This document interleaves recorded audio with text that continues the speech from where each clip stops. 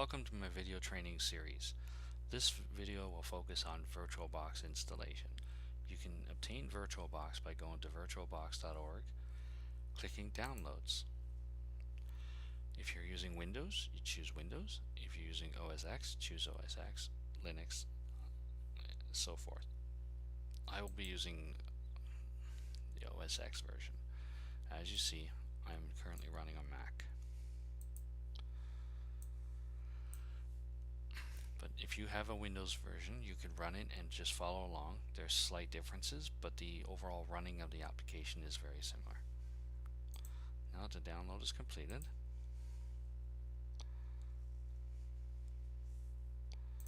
I will run the download.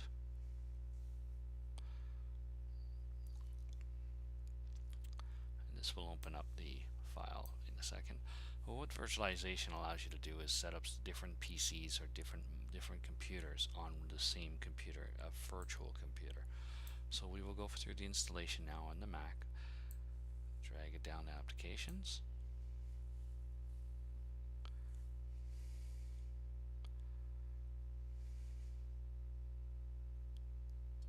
And that component is complete. Now you will click on the VirtualBox package. And this is where the actual installation happens. This is where the Windows installation is very similar. So you click Continue. We will follow along with the default settings. If you need to change it, you want to put it somewhere else, you can do that as well. You can change the location if you prefer, but I will leave this in the standard default location. Install.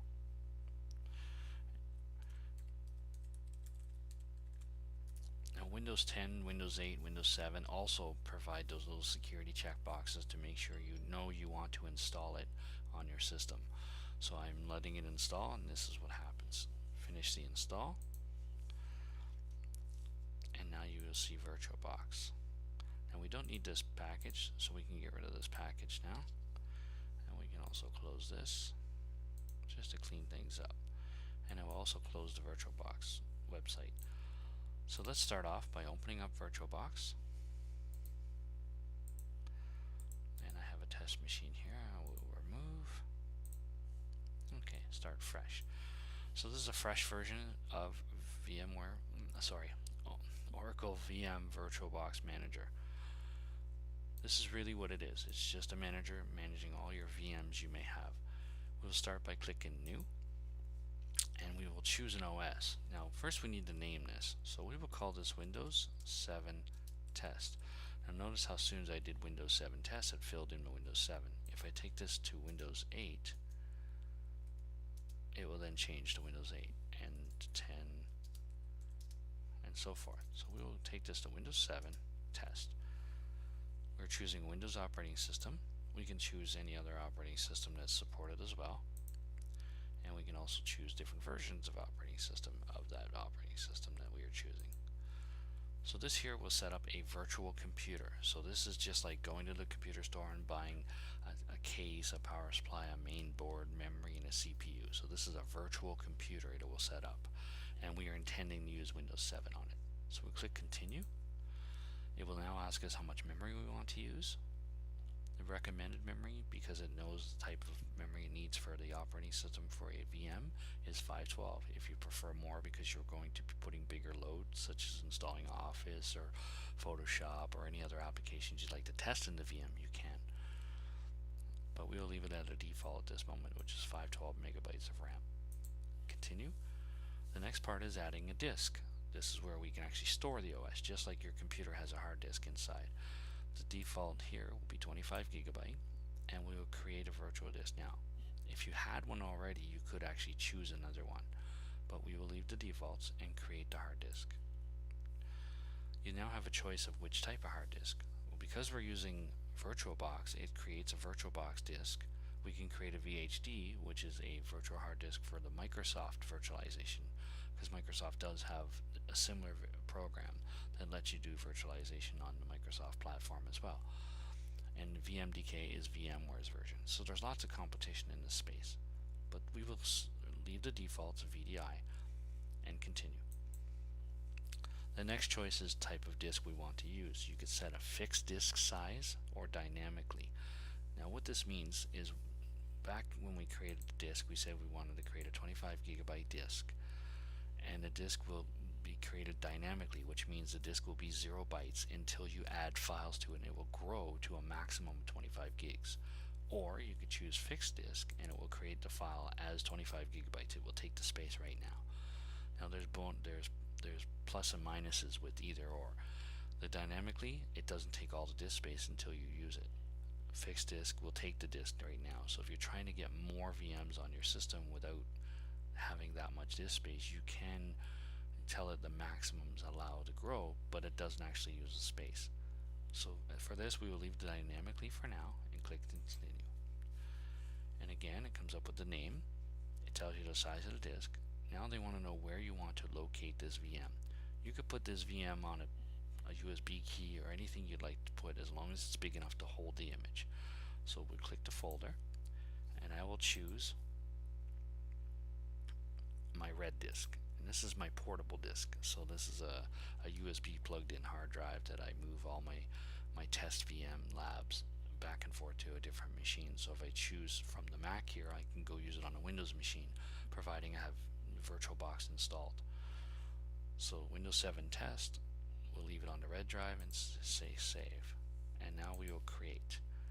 So now it's created the VM. This is the virtual hardware. Like I said earlier, it's the main board, the CPU, the memory, the case. And now I will go over to the red disk and show you. There's the Windows 7 test VDI, and it's 2.1 megabytes. But we gave it 25 gigabytes. It's dynamic, which means it's going to grow up to 25 gigabytes. So we'll close this again, and we'll go back to the VM. So now we actually need to install an operating system. We want to use Windows 7, so let's choose Settings. And we already know it has the memory. We could change display if we'd like.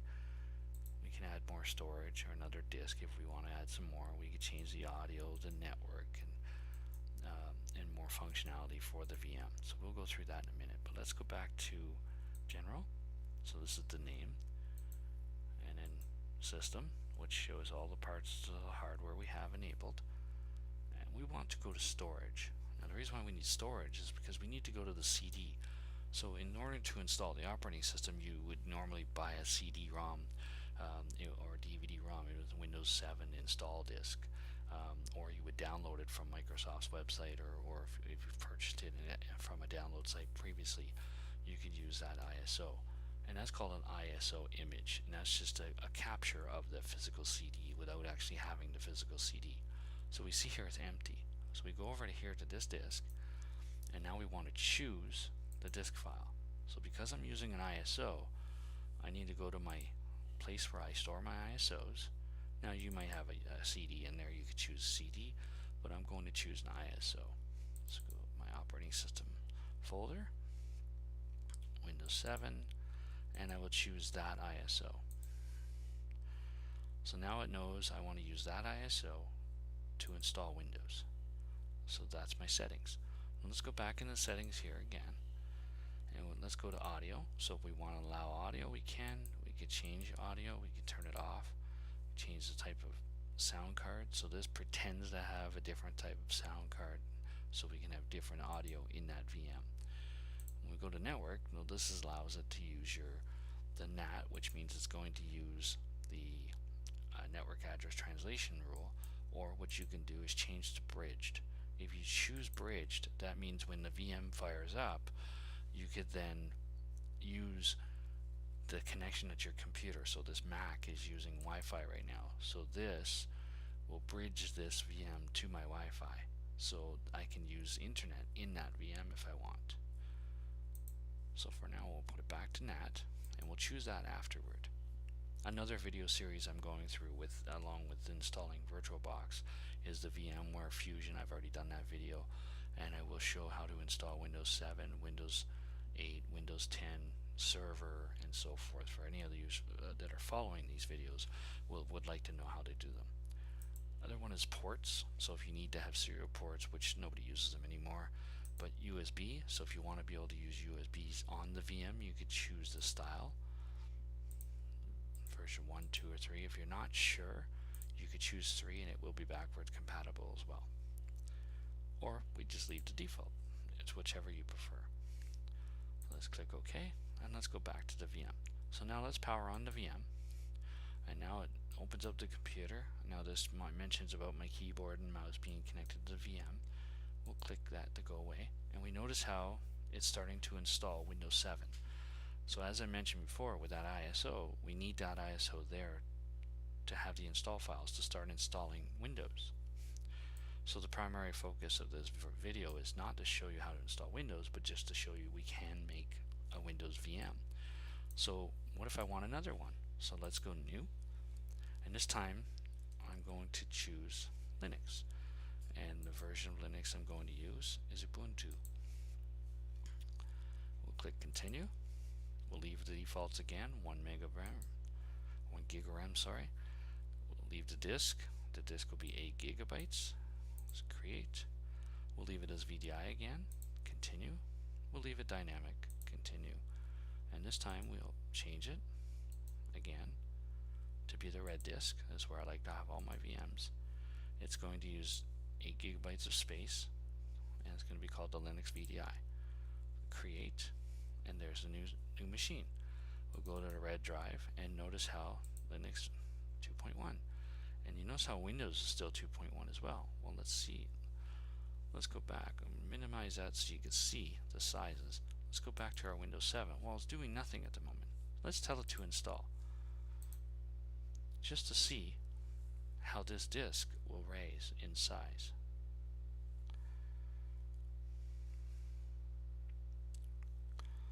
Accept, custom, and there's the 25 gigabyte disk we've allocated. So let's say next, and let it install on that disk.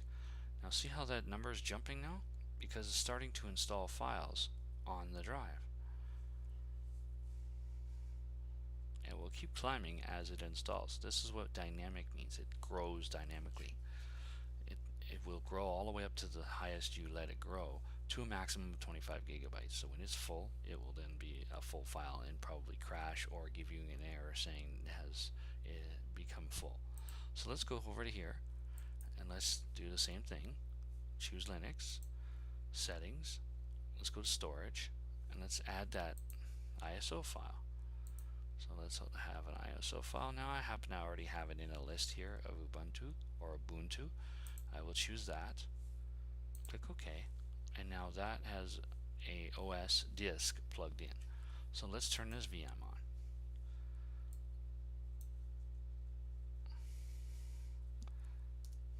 Enter.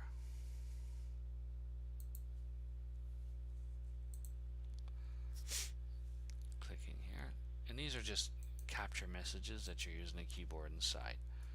So we'll just keep going. Just going through a quick install just to make sure it writes files. So now let's go over here and let's see. Is the Linux growing? It's not growing yet.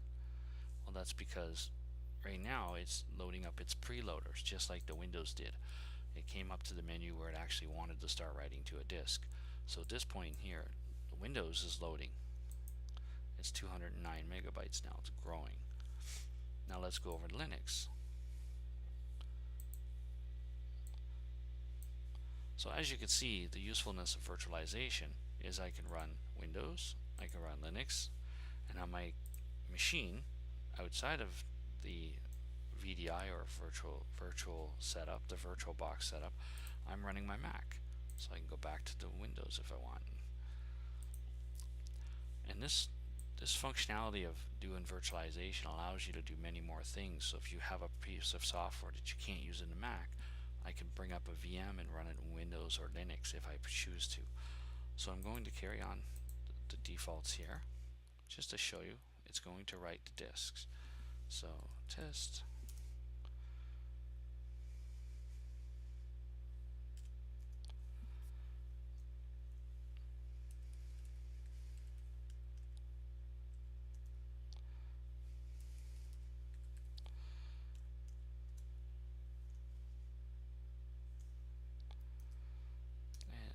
Again, this is not to teach you how to install the OS, but just to show you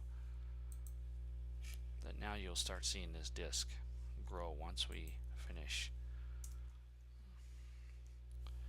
So there you go. So now it's detecting the hardware. And now we'll tell it to use the disk.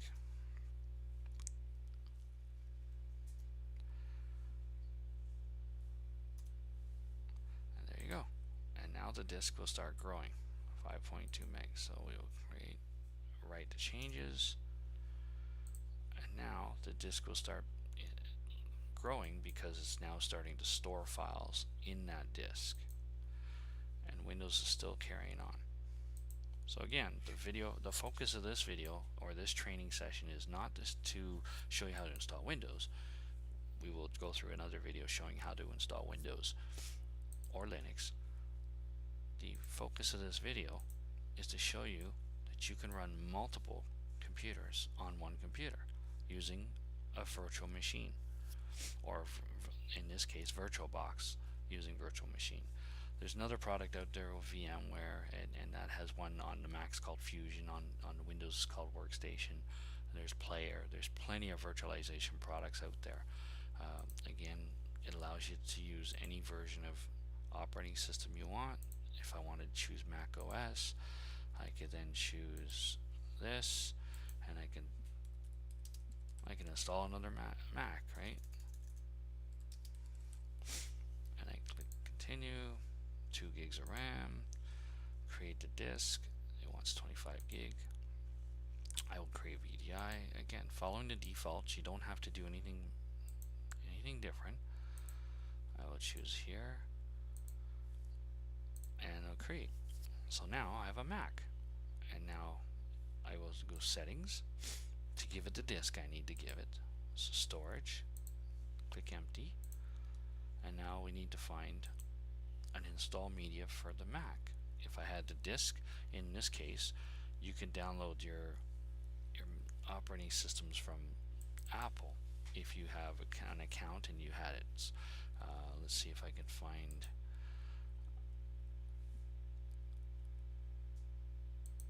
a file to do the Mac. I may not have one. I don't think I've ever done a Mac on a Mac yet, but it just shows you that the possibilities are pretty much endless. I'll cancel this. So they're pretty much endless. As you see, they're running, and once I get this running, I could turn this on and I can create a new one if I wish. Let's say if I want to make an 8.1, we could do that. 8.1 test, and we can continue quickly going through. So there you go. So now we can create as many as we want. Now when we're done with them, we just right click on them and say remove, and if we want to delete the files, we delete the files and they're gone. So I'll show you what this does. So right here, see how there's a Mac test? I will delete the file, remove, and delete the files. It will then delete this file. There, it's gone. So my VM is gone. And Windows 7, you can see, is still growing. And if we just go here, you see they're still running. So that's it. That's all there is to setting up a VM on Oracle Virtualbox. I will power them off because, again, the focus is not to use them, and I will delete them. So it's very easy to maintain and very easy to set up as many VMs you like. Again, don't forget to follow licensing. So if you want to use a Windows, you can download trial versions. They run for, I believe, 120 day, and Linux is free, so you can do many different things as well. And the Mac, as long as you have the OS installed on your machine, you can do virtualization locally as well. Well, that's it for this video. Please like, subscribe, and comment anything that you would like to see in future videos, and I will try to accommodate as much as possible. Thank you very much.